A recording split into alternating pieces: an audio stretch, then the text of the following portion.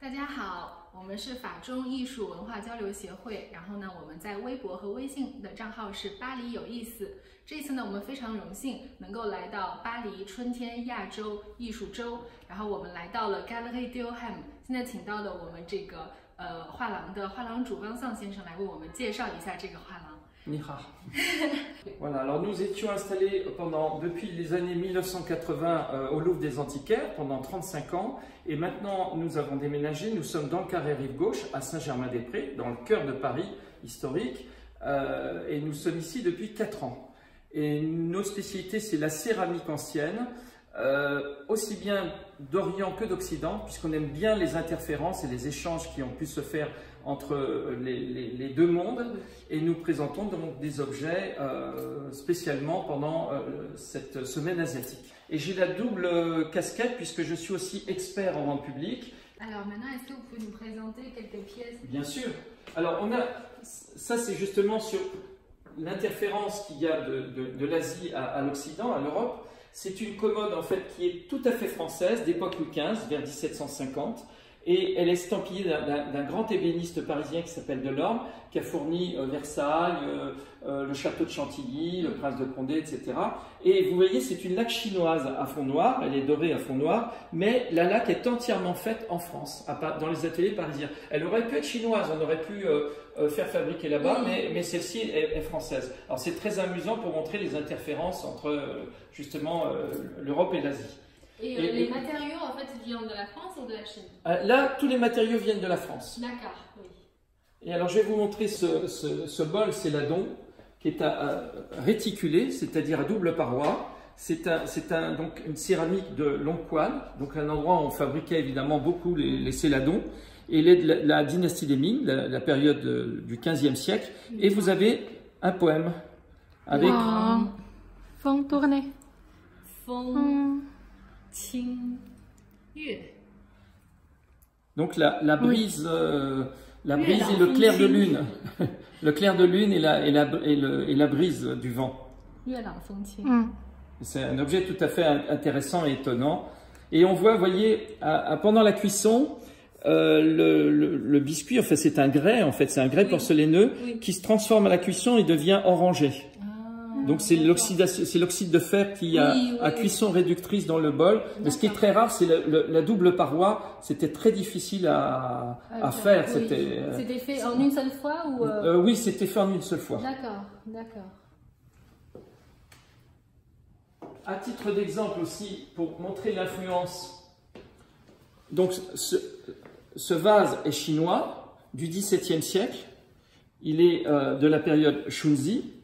Shunzi, c'est un règne qui va de 1644 à 1661. Voilà, Shunzi. Donc, c'est ce qu'on appelle les émaux Wucai, voilà.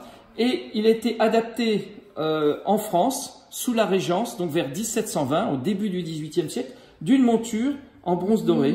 Alors, vous voyez, ça, c'est de l'or qui est posé sur le bronze, c'est de l'or qui est posé au mercure. Et donc, c'était ce qu'on appelait des marchands merciers qui adaptaient les objets chinois à la demande et à la manière de la France, quoi. On enrichissait les montures, comme également ce vase qui est tissé, avec une très belle monture d'époque Louis XV. Des porcelaines de Chine fabriquées pour l'Occident. Alors, avec notamment ces grands plats qui possèdent des armoiries. Je crois qu'il y a quelques musées maintenant en Chine de Chine de commande, de Compagnie des Indes, avec des commandes. Alors, tout est fabriqué en Chine et c'est peint en émaux en Chine, mais on apportait aux Chinois des dessins ou des gravures et les Chinois, par exemple, mettaient les armes de votre famille. Ça, c'est une pièce qui était faite en Chine pour la famille, pour une famille célèbre, c'était le bourgmestre d'Anvers. Et ça, c'était fait pour, par exemple, le vice-roi du Brésil, qui s'appelait Monsieur Ataïde. Il était gouverneur de Portimao et ensuite vice-roi du Brésil. Donc, c'était les pièces commandées en Chine et qui arrivaient, on les commandait et elles arrivaient un an et demi après, par bateau. D'accord, oui. Ah oui, donc du coup, on voit, c'est vraiment du côté très européen. Exactement, tout à fait. Et puis, on a des pièces typiquement chinoises. Et cette pièce est également intéressante parce que c'est une pièce également de la transition. Au revers, il y a une marque à 4 caractères, Yu Tianjiaki. Et il sonne comme une cloche, il est en parfait état, et on peut voir la marque. Et ça a été acheté dans une famille parisienne, ça, qui l'ont depuis plusieurs générations. 现在我们眼前看到的这对花瓶呢，上面画的是岁寒三友，花瓶的顶部还有底部都是欧洲人后来加的一些镀金装饰，因为欧洲人不把它们当作花瓶来用，只是当作单纯的装饰摆件儿。C'est plutôt des acheteurs ou collectionneurs asiatiques ou européens? On a les deux, mais on a de nombreux marchands asiatiques qui viennent, puisque maintenant, avec l'explosion économique de la Chine et la réussite de la Chine, on a beaucoup d'amateurs et de collectionneurs chinois qui des fois travaillent beaucoup ou ont des responsabilités, ne peuvent pas se déplacer. Donc il y a des marchands, des antiquaires chinois qui viennent et qui nous achètent pour eux, ils font des photos et ils nous achètent pour leurs clients des objets. Donc quelquefois l'objet est vendu beaucoup plus cher en Chine.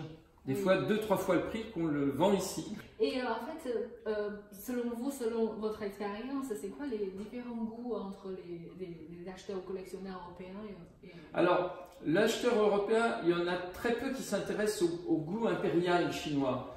Alors que tous les Chinois vont s'intéresser au goût impérial, bien sûr. Alors après, il y a des Chinois qui vont préférer les empereurs Qing, notamment Kangxi, Yongzheng ou Qianlong, les trois plus importants. Oui. Maintenant, on dénote un intérêt aussi pour le 19e siècle, voire l'époque république aussi. Il y a un intérêt jusqu'à l'époque Mao, des objets qui ne sont pas très anciens, qui peuvent avoir 50, 60, 70 ans, 80 ans, qui valent quelquefois aussi cher que des objets du 17e ou du 18e siècle. En fait, il y a deux notions. Il y a la notion d'objets d'utilisation ou de décoration, et puis il y a les objets artistiques. Et là, c'est plutôt dans la spécialisation d'objets artistiques. Et est-ce que vous avez des conseils à donner ou des, je sais pas, à donner à nos audiences chinois quand ils viennent en France pour... Alors, faut pas qu'ils aient peur d'acheter chez les spécialistes que nous sommes, moi ou d'autres, hein, bien sûr, parce qu'on garantira toujours les objets qu'on vend, et puis on peut leur donner des conseils, et on peut comparer avec eux les objets, la qualité, les prix, etc. Il y a les ventes publiques. En France, les ventes publiques, lorsque vous avez un expert, ce qui est très important, il faut avoir un expert dans cette vente publique. En principe, les objets sont garantis. Vous avez un bordereau avec l'époque, etc. Donc, s'il y avait un problème, ils peuvent toujours se faire rembourser, ça c'est très important. On garantit aussi non seulement l'authenticité, mais l'état des objets, parce qu'il peut y avoir une restauration invisible et le prix ne vaut plus la même chose. Donc c'est important que vous ayez un expert ou un marchand qui vous donne des conseils. Et puis, après, la chasse est ouverte, on peut trouver les objets partout. Mais il faut savoir que les objets rares ou impériaux, ou de l'entourage du palais, c'est pas des objets qui traînent dans des petites foires de brocante.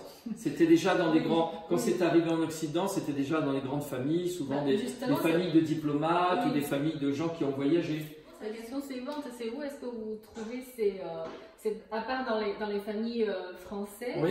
Est-ce que vous les cherchez dans le reste de l'Europe ou alors oui, aussi. Même en Chine? Alors en Chine, non, jamais. Parce qu'en Chine, les gens qui vont en Chine, c'est plutôt des gens qui s'intéressent aux objets, qui sont soit des importateurs, alors ils vont acheter des pièces de périodes que moi je ne fais pas. Par exemple, les périodes Han ou Tang, etc. Là, je ne fais pas l'archéologie, je commence vraiment avec les temps modernes, c'est-à-dire les Ming, donc 1368-1644, et les Qing. Je fais vraiment 14, 15, 16, 17, 18e siècle principalement. Et 19e, si c'est une pièce, par exemple, très belle, à des beaux émaux de Nankin ou de Canton. Voilà. D'accord, ok. Merci beaucoup. Je vous en prie.